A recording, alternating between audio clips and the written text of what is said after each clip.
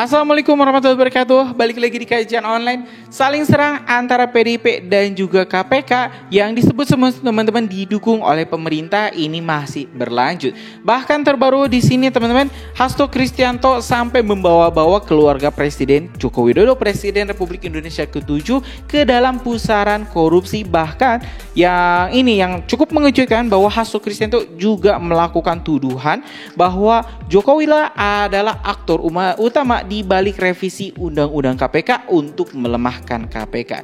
Tentu hal ini langsung dibalas keras teman-teman oleh ex penyidik KPK yang menyebut bahwa jangan cuci tangan. Informasi ini kita dapat dari TV One di video yang berjudul $3 juta untuk revisi Undang-Undang KPK. Yudi, mantan penyidik KPK, Hasto jangan cuci tangan, limpahkan ke Jokowi. Ya teman-teman, jadi saat revisi Undang-Undang KPK ini memang terjadi di eranya Pak Jokowi, tapi yang berkuasa saat itu adalah PDIP. Ini di kabinet sendiri teman-teman, kader-kader PDIP itu sampai ada 7 orang loh. Dan apalagi ini di KPK banyak orang-orang Ibu Megawati Soekarno Putri yang juga menjabat posisi-posisi penting, yang sampai kasus Harun Masiku bisa dilenyapkan dengan mudah.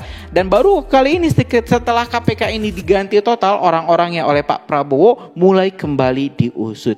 Jadi permasalahannya di sini Hasto Kristianto ingin cuci tangan, melimpahkan kesalahan-kesalahan yang dilakukan di era pemerintah sebelumnya yang saat itu dikuasai oleh Partai Merah kepada Pak Jokowi yang saat itu menjabat sebagai kepala negara. Jadi kita tidak bisa menyalahkan pihak A, pihak B, karena saat itu mereka ini Pak Jokowi dan juga PDIP Ibu Megawati Soekarno Putri masih berjalan beriringan, bergandengan tangan untuk memerintah atau menahkodai Republik. Tapi yang jelas KPK teman-teman di sini akan angkat bicara juga terkait hal ini, apakah benar ini ada unsur tangan dari Pak Jokowi atau malah ini PDIP yang ingin lempar batu sembunyi tangan.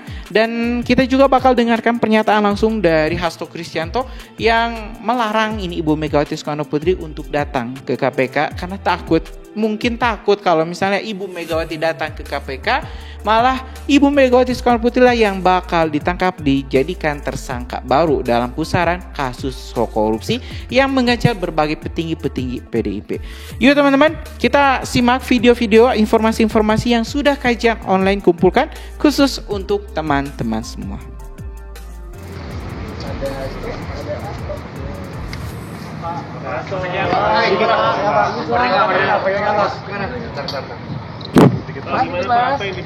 Oke ya, sudah siap semua? Baik, terima kasih rekan-rekan pers atas kesabarannya menunggu, dan juga seluruh masyarakat Indonesia yang kami cintai dan banggakan. Jadi hari ini saya diperiksa dan merupakan pemeriksaan lanjutan sebagai tersangka. Jadi saya diminta untuk membaca kembali pemeriksaan sebelumnya dan kemudian apakah ada keterangan-keterangan atau kalimat-kalimat yang mungkin ada perubahan. Kemudian juga ditanyakan terkait dengan kemungkinan saksi-saksi yang nantinya meringankan untuk dapat dikonsultasikan dengan penasihat hukum. Kemudian saya juga menyampaikan bahwa dalam situasi seperti ini yang dapat mengunjungi saya adalah keluarga inti. Karena kemarin ada pertanyaan dari wartawan bagaimana terhadap Ibu Megawati Soekarno Putri.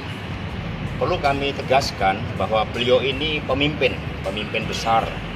Tanggung jawabnya sangat luas, tidak hanya nasional tetapi juga internasional, karena beliau juga menjalankan misi perdamaian, pemikiran geopolitik Soekarno, bahkan rencana akan mengadakan Pancasila Summit, dan itu sangat penting untuk menyampaikan kepada dunia. Karena itulah dengan tugas-tugas yang sangat berat dan penuh tanggung jawab bagi bangsa dan negara, maka saya sampaikan kepada penasihat hukum kami untuk memohon kepada Ibu Megawati Soekarno Putri untuk tidak perlu menjenguk saya, karena saya dalam keadaan sehat, bahkan semangat bersama dengan sesama teman-teman di Merah Putih ini, di tempat Merah Putih ini, kami kalau olahraga itu bahkan sekarang menyanyikan lagu-lagu wajib. Bahkan tadi ada yang menyanyikan lagu daerah yang penuh semangat. Dan juga apa yang kami jalani akan kami jalankan dengan sebaik-baiknya, karena kami meyakini bahwa kebenaran akan menang. Saya bukan pejabat negara, tidak ada kerugian negara, dan dari eksaminasi yang dilakukan para ahli hukum, dari fakta-fakta persidangan terhadap kasus yang sudah inkrah, tidak ada bukti-bukti terkait dengan keterlibatan saya, baik terkait dengan suap maupun juga obstruction of justice. Jadi buat seluruh simpatisan, anggota, dan kader PD Perjuangan tetap semangat. Kita punya semangat juang yang terus menyala-nyala dan tidak akan pernah padam hanya karena persoalan ini. PD Perjuangan adalah partai yang biasa menghadapi gelombang dan terjangan badai. Pemirsa, usai ditahan oleh KPK, Sekjen PD Perjuangan Hasto Kristianto ini mulai bersuara nih, Vi. Jadi Hasto ini menyatakan jika yang menginisiasi revisi Undang-Undang KPK ini bukan PD Perjuangan melainkan Jokowi yang saat itu menjabat sebagai presiden. Bahkan yang lebih hebohnya lagi, Hasto ini meminta KPK untuk memeriksa keluarga Pak Jokowi. Waduh. Nah, cuman banyak pihak yang mempertanyakan apakah yang disampaikan oleh Hasto ini hanya omon-omon saja atau disertai bukti yang kuat gitu, Vi? Saya rasa nggak mungkin ya kalau cuma omon-omon aja ya. Pasti bicara seperti itu di muka publik tentu tidak main-main nih, ya. Bukti pasti ada gitu. Yang bicara ini kan Sekjen PDI Perjuangan, Sekjen partai terbesar, juga senior sekali partai ini, gitu. Jadi nggak mungkin ini cuma sekedar omon-omon, basa-basi semata. Bahkan, ya, Koni Bakri yang kita kenal juga rekan beliau dan juga cukup dekat dengan PDI Perjuangan, ini juga sudah mengatakan, membenarkan bahwa ada bukti-bukti tersebut. Tinggal tunggu kapan Hasto memerintahkan untuk dirilis ini barang, Jadi ngeri-ngeri sedap ini, ngeri-ngeri sedap ini. Nah, karena ngeri-ngeri sedap, jadi kita akan bahas nih di dua sisi malam ini cuman omon-omonnya Pak Hasto karena ditahan, atau memang barang bukti yang ngeri-ngeri sedap ini bisa dibuktikan ke publik. Langsung saja kita bahas malam ini bersama mantan penyidik KPK, ada Mas Yudi Purnomo. Silakan. Oke, dari sisi saya juga saya ingin mengundang Kapitra Ampera untuk ikut bergabung.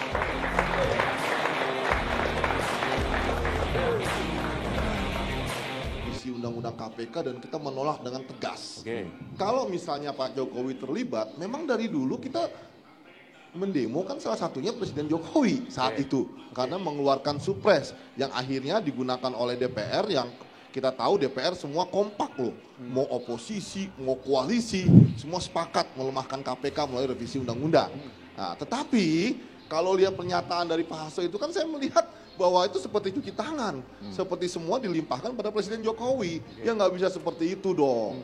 Ya, apalagi kan terakhir kan Jokowi juga tidak mau tanda tangan undang-undang ya, Undang-Undang 19 tahun 2019. Tapi oke lah, itu permasalahan politik. Tapi saya justru yang menarik ya, bahwa ketika pada saat itu kita sama sekali juga tidak memahami adanya aliran dana ya. Karena waktu itu kita sedikit loh, 3 juta. Iya, karena waktu itu kita waktu itu anggapan kita adalah semua anggota DPR saat itu, ya baik yang di sidang paripurna maupun yang di badan legislatif ya, maupun yang terkait dengan Undang-Undang KPK, itu kita pikir karena memang mereka semua kompak bersatu karena ditangkapin oleh KPK. Kenapa tidak dicek oleh KPK sebagai lembaga anti rasuah? Nah, itu yang tentu KPK bisa jadi mempunyai bukti ya dan sebagainya, tapi kita nggak paham. Ya kenapa tidak diungkap pada saat itu? Lah, karena Hasto kan minta jelas-jelas Sekjen PDI Perjuangan ini kan minta. Ya, buka dong secara terang-benderang. Setuju saya. Nah, sekarang kan udah ngomongin sama Hasto nih. Ini yang menarik ya. Kalau kita bicara aliran dana terkait dengan suatu undang-undang, kita pernah punya pengalaman. Pertama, terkait dengan BI. Ya kan? Waktu itu ada cek pelawat.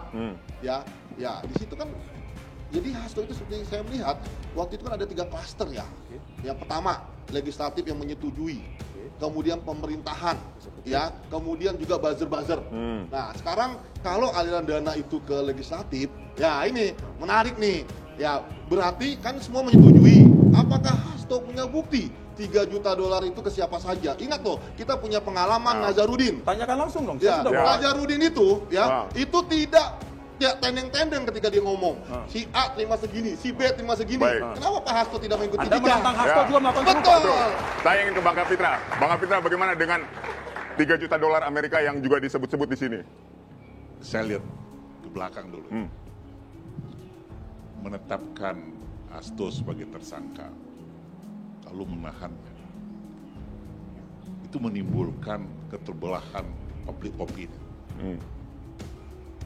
Akibatnya adalah atmosfer, ya, terjadi kegaduhan atmosfer politik, hukum dan sosial masyarakat.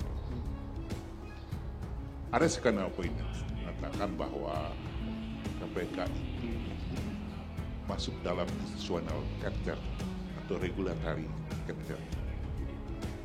Indikatornya bahwa KPK tidak lagi independen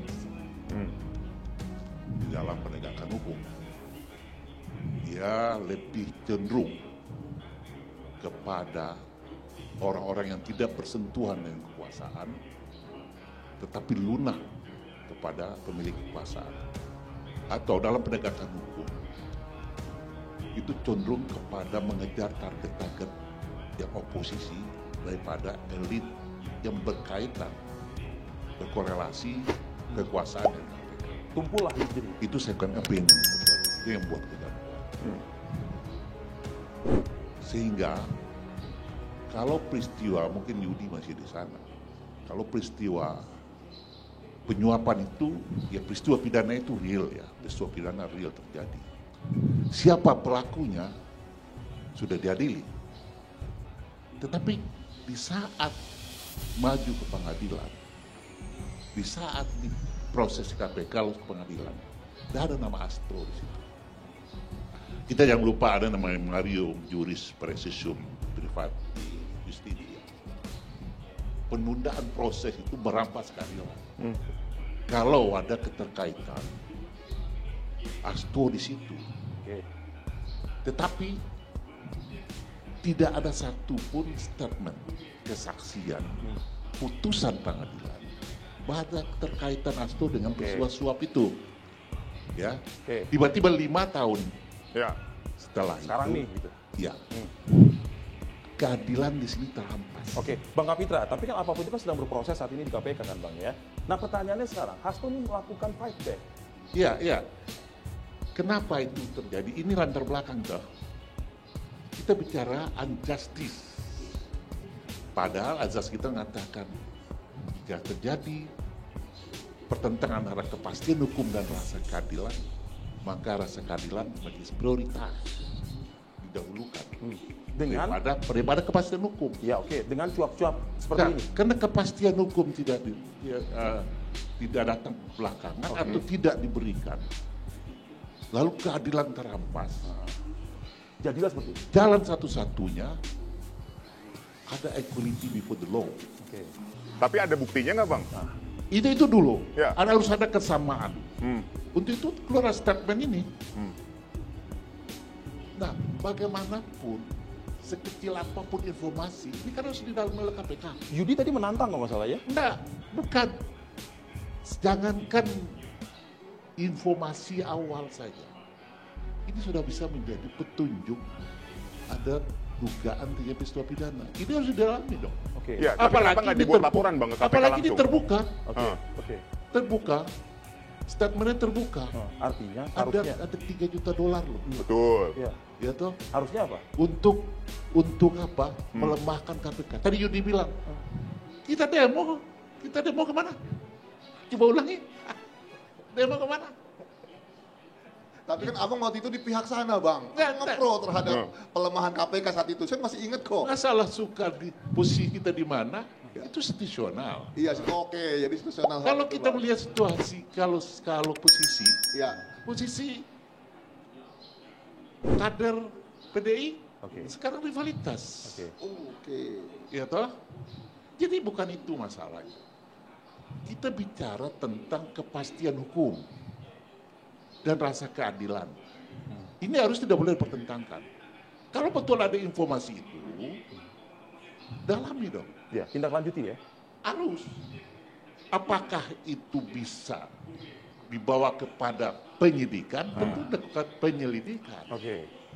Nah, dimanapun payung hukum ada. Oke. Berarti KPK tetap bang pilih berarti ya? Terjebak dalam institutional culture. Oke.